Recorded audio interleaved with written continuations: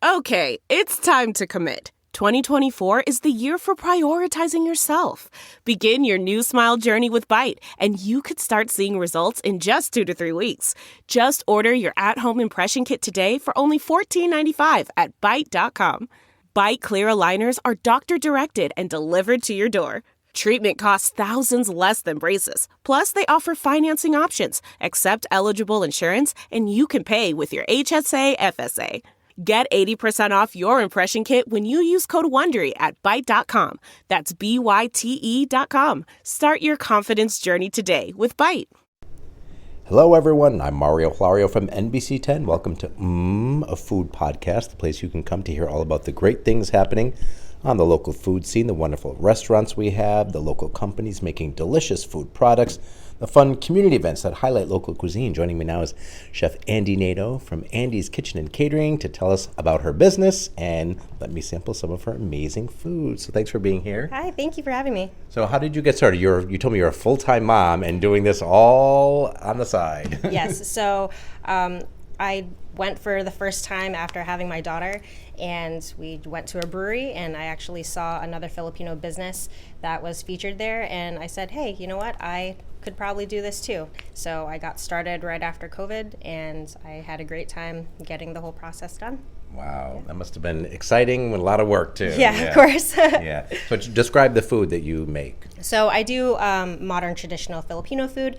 I take original recipes from my grandparents that have been passed down, and then I give it a little bit of flair and try to not give you any high blood pressure. Well, it looks all very, very flavorful. So tell us about, in terms of your background, you went to Johnson & Wales? Yes, so I went to Johnson & Wales, graduated 2012, and right out of there I started working for Newport Harbor Corp., which is now Newport Restaurant Group. And then just made my way from there. And before COVID, I was the catering director for CBS headquarters. Oh, wow. Great. So you've had a lot of experience in Yes. different locations. Growing up, did you enjoy cooking? Were you into food? Yes, I was definitely in the kitchen all the time. My grandmother had a restaurant in South Texas and also catered right out of her home. And now that she's in her 80s, she still does the same in the Philippines and sells everything right out of her home. That is so cool. Yeah. Yeah. So you're in Rhode Island now. Are you a Rhode Islander now? I guess so, yeah. I've been here for about 18 years, so I've been in Rhode Island longer than I was born and raised in Texas. So. Yeah, that's it. I know. It's like I'm not from here originally, and of course, I feel like I'm definitely a Rhode Islander now. Once you're here to stay, right? Yeah, you're packing a lunch if you're going 10 minutes. Exactly.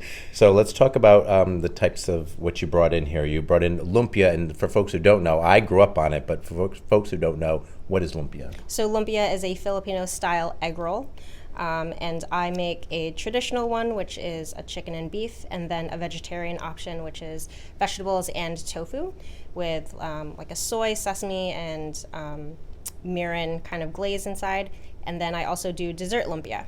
Now that I never had growing up. My dad always made the savory ones, but I never had the dessert ones. Tell us how you came up with those. So it started off doing the toron, which is a plantain and brown sugar egg roll naturally.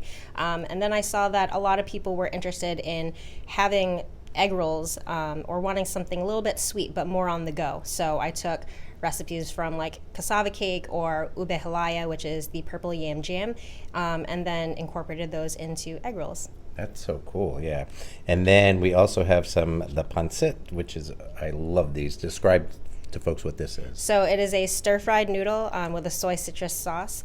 I make mine vegetarian because that's very big here in Rhode Island, but you can always add pork or chicken or any type of meat or seafood to it. Yeah, I think my dad always did it with chicken and shrimp, and yeah, so good.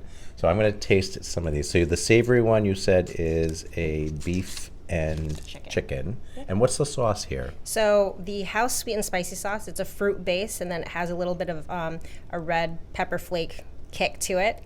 And then the other option is the garlic chili vinegar. Yeah. All right, I'm going to dip in this first one.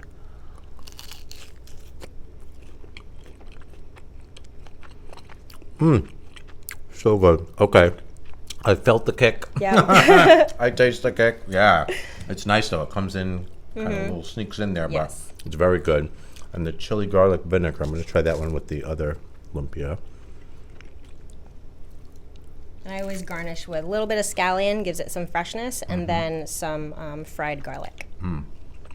Wow, this is so good. And what's the trend? I used to, growing up, I would watch my dad painstakingly make the lumpia. What's your secret? Because it's a process. Well, being a full-time mom, I don't have any daytime availability, but at nighttime, the second that my husband puts our daughter to sleep, I'm right on it. So I do anywhere between 150 to 300 at a time. Oh my gosh, that's crazy.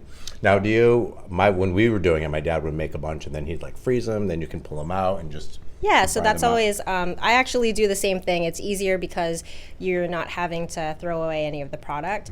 And then if I go to breweries and stuff, I can fry on the spot. So you're getting a fresh fried egg roll every time. Yes, that is awesome. All right, I'm going to try the savory one. So let's remind me again, this is the... That's the turon, so it's Turon. got the plantain and brown sugar.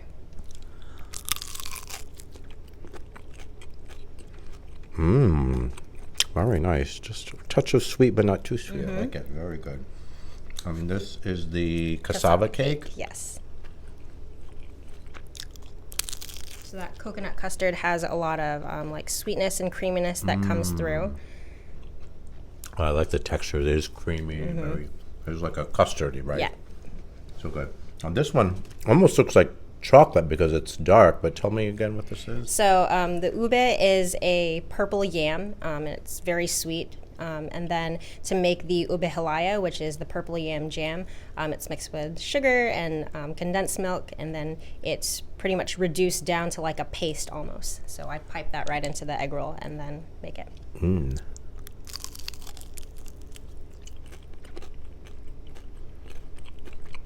Oh my gosh.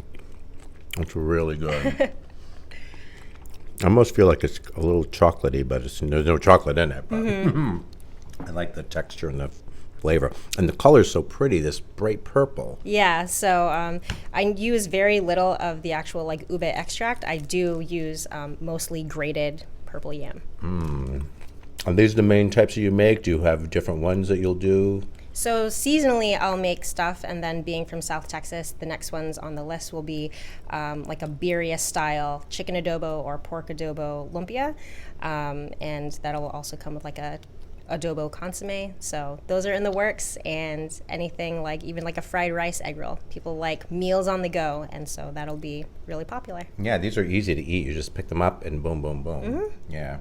So they must be popular when you do brewery events, I bet, huh? Yes, absolutely. So for all of August and through December, I'm doing a lot of Fry Fridays. So I have my lumpia and I fry them on site at the breweries or the distilleries.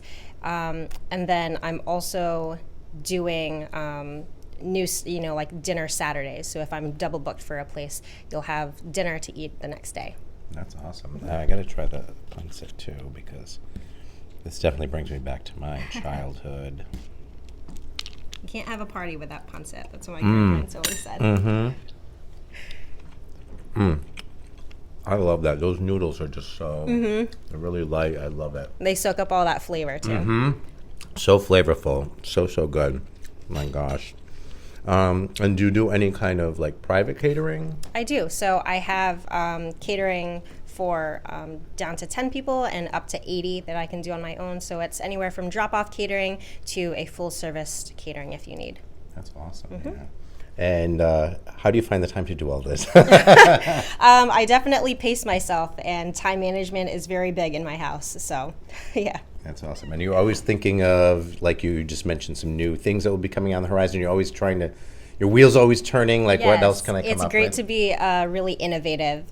You have to stay on trend, but also to bring Filipino food into mainstream. I feel like it's so hidden, and it shouldn't be, because there are many Filipinos actually in the New England area and pretty much all over the U.S. So I want to be like the next New York, New Jersey. Yeah, because I remember growing up, there wasn't a lot of places that we could get Filipino food outside of my dad making Right, it. exactly. So I don't want people to be intimidated. So I want them to want to actually try Filipino food. And I always say you can't knock it till you try it. That's right, exactly. Awesome. So how can folks find you if they want to find out about what you make and they want to book your services, how do they do that?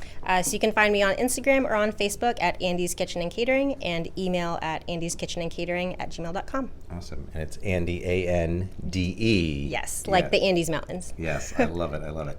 All right, Chef Ande Nato, thank you so much. And good luck with your business. Thank you so much. And all your stuff is amazing. It's bringing me back to my childhood growing up with all the great food that my dad made, the Filipino food. Awesome. Yeah, so I appreciate that. And I love having you here. So definitely check out Andy's Kitchen and Catering. They'll make you go, mmm.